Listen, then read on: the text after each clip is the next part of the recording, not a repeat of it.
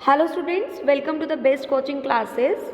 आज हम जीएसटी के अंडर रजिस्ट्रेशन चैप्टर स्टार्ट करने जा रहे हैं। सबसे पहले डिस्कस करते हैं registration under GST.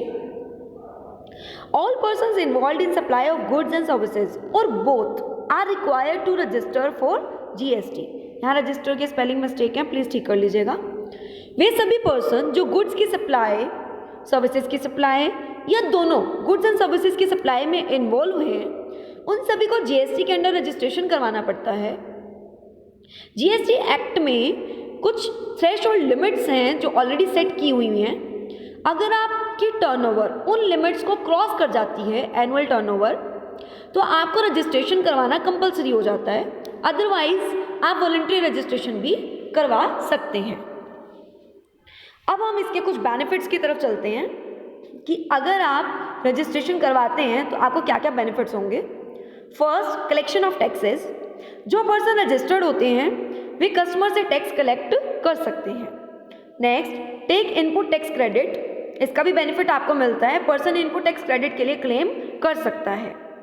No restriction on interstate sales. यहाँ पे रेस्ट्रिक्शन आएगा, नो रिस्ट्रिक्शन। अगर आपने जीएसटी के अंडर अपने आप को रजिस्टर करवाया हुआ है तो आपके ऊपर कोई रिस्ट्रिक्शन नहीं रहती, आप इंटरस्टेट सेल इजीली कर सकते हैं। यहाँ प्लीज रिस्ट्रिक्शन कर लीजिएगा। नेक्स्ट, अब हम पढ़ेंगे सेक्शन 22 के बारे में, जो कि ये बताता है कि कौन कौन से पर्सन रजिस्ट्रेशन के लिए लायबल होंगे। First, normal supplier. Second, person migrating from existing tax laws.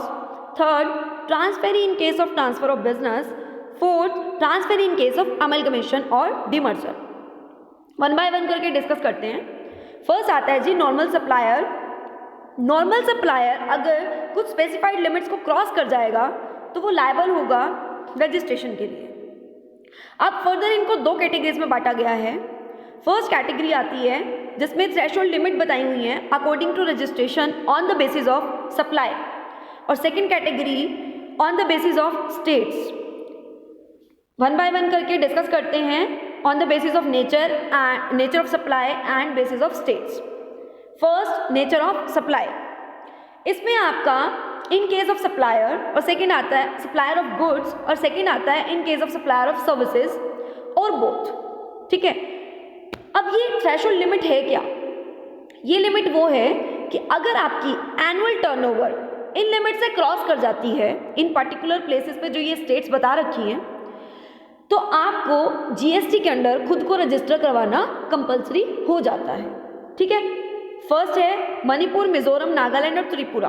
अगर यहाँ पर 10 लाख से एनुअल आपकी टर्नओवर क्रॉस कर जाएगी तो आपको रजिस्ट्रेशन करवाना जरूरी हो जाएगा।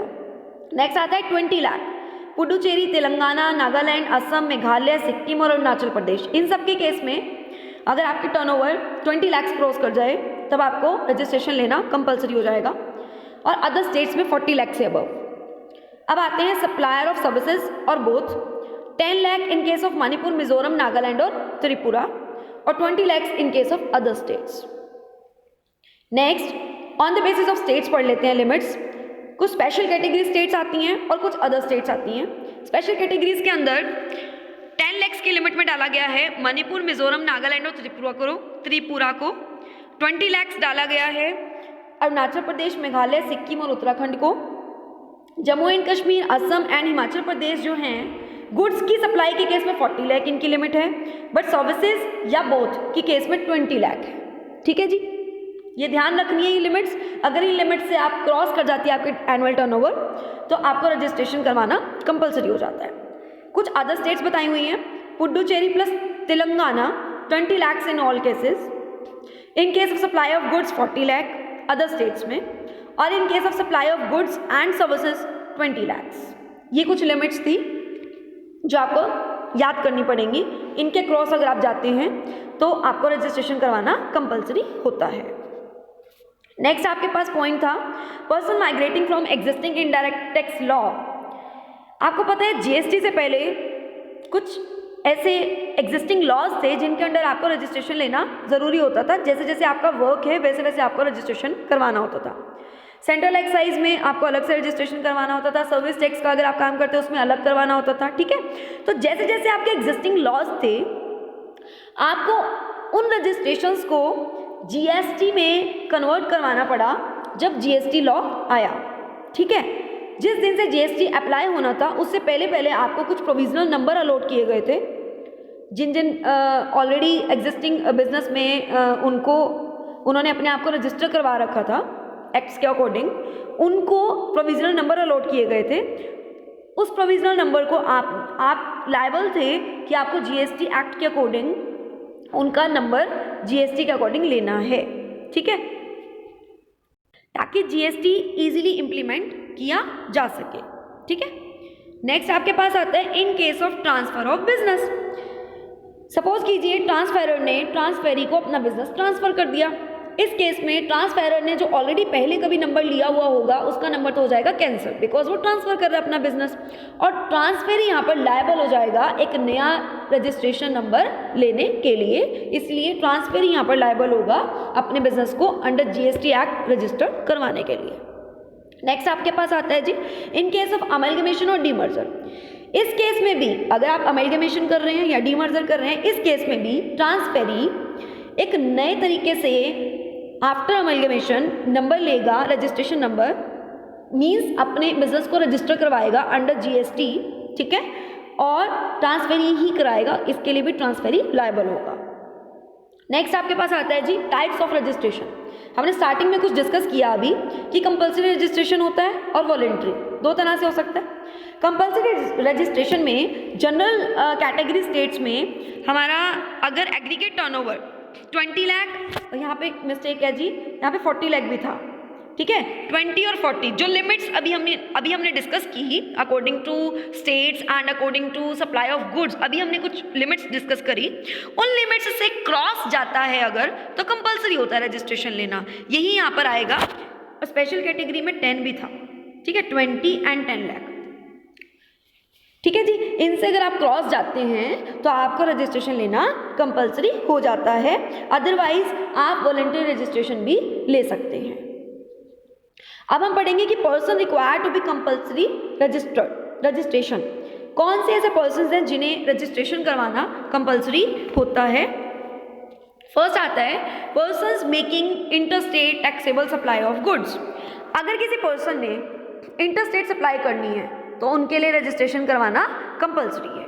अभी मैंने आपको लास्ट मेरी कुछ वीडियोस में आपको मैंने इंटरस्टेट और इंटरस्टेट का कंसेप्ट समझाया हुआ है। इंटरस्टेट होता है विद इन स्टेट और इंटरस्टेट होता है एक स्टेट से दूसरी स्टेट, ठीक है। अगर आप सप्लाई करते हैं तो यहाँ पर जीएसटी का होना ज़रूरी है, जीएसटी में रजिस्टर होना ज़रूरी है। नेक्स्ट आपके आता है कि कैजुअल टैक्सेबल पर्सन्स, इनको भी रजिस्ट्रेशन करवाना कंपल्सरी होता है। Next person liable to pay under reverse charge. आपको रिवर्स चार्ज मैकेनिज्म भी समझाया हुआ है कि अगर सपोज कीजिए एक पर्सन दूसरे पर्सन को गुड सप्लाई कर रहा है और जो सप्लाई कर रहा है वो जीएसटी के अंडर अपने आप को रजिस्टर्ड नहीं करवाया हुआ, तो उस केस में जो हमारा कस्टमर होगा उसको ही जीएसटी टैक्स पे करना पड़ेगा, ठीक है। तो वहाँ पर पर्सन लायबल हो जाएगा रिवर्स चार्ज में कि जिसने टैक्स पे करना है कस्टमर ने, वही यहाँ पर अपने आप को रजिस्टर करवाएगा। नेक्स्ट है person liable to pay under section 9 subsection 5। इसमें आते हैं जी electronic commerce operator. Person who is required to pay tax is required to get mandatory registration. यहाँ पर भी थ्रेशोल्ड लिमिट नहीं ध्यान में रखी जाती। यहाँ पर अगर आप इलेक्ट्रॉनिक कॉमर्स ऑपरेटर के अंडर आते हैं तो आपको रजिस्ट्रेशन करवाना कंपल्सरी होता है।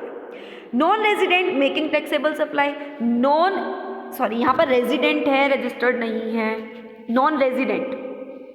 आप सब टैक्स पढ़ते हैं, आपको पता होगा जी रेजिडेंट क्या होता है और नॉन रेजिडेंट क्या होता है, ठीक है। नॉन रेजिडेंट हमारे इंडिया का रेजिडेंट नहीं है, कुछ लिमिट्स होती हैं इसके लिए भी, अगर वो उन कंडीशंस को फॉलो नहीं करता तो वो नॉन रेजिडेंट के कैटेगरी में आ जाता है। अगर वो नॉन रेजिडेंट है और उसे सप्लाई करनी है तो उसको जीएसटी नंबर कंपल्सरी है लेना।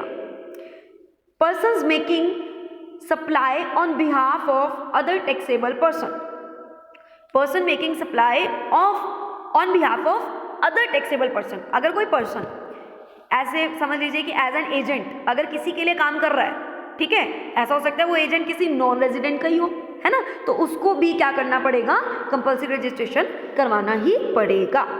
नेक्स्ट आता है जी input service distributor. Input service distributor को भी अपने आप को रजिस्टर करवाना पड़ता है।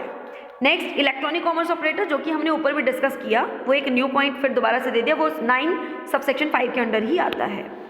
Next person supplying online information. अब जो कंप्यूटर ऑपरेटर होंगे वही तो ऑनलाइन इन्फॉर्मेशन प्रोवाइड करेंगे, ठीक है, तो उन्हें भी अपनी सर्विसेज देने के लिए सर्विसेज देते हैं एक तरह से, उन्हें भी अपना जीएसटी एक्ट के अकॉर्डिंग CGST के अंडर अपने आप को रजिस्टर करवाना पड़ता है। नेक्स्ट अदर पर्सन और क्लास ऑफ पर्सन, कुछ ऐसे जो नोटिफाइड बाय गवर्नमेंट हैं, कुछ अदर पर्सन जो कि गवर्नमेंट ने ही नोटिफाइड किए हुए हैं, उनको भी अपना रजिस्ट्रेशन लेना कंपलसरी होता है। आज के लिए बस इतना ही। हम नेक्स्ट वीडियो लेकर आएंगे प्रोसीजर फॉर रजिस्ट्रेशन और कुछ प्रोविजंस पर, ठीक है। अब अगर आपको मेरी वीडियो पसंद आई प्लीज़ लाइक कीजिए, शेयर कीजिए, चैनल सब्सक्राइब कर लें ताकि फर्दर आने वाले वीडियोज़ के अपडेट्स आपको मिलते रहें। Thank you and have a nice day.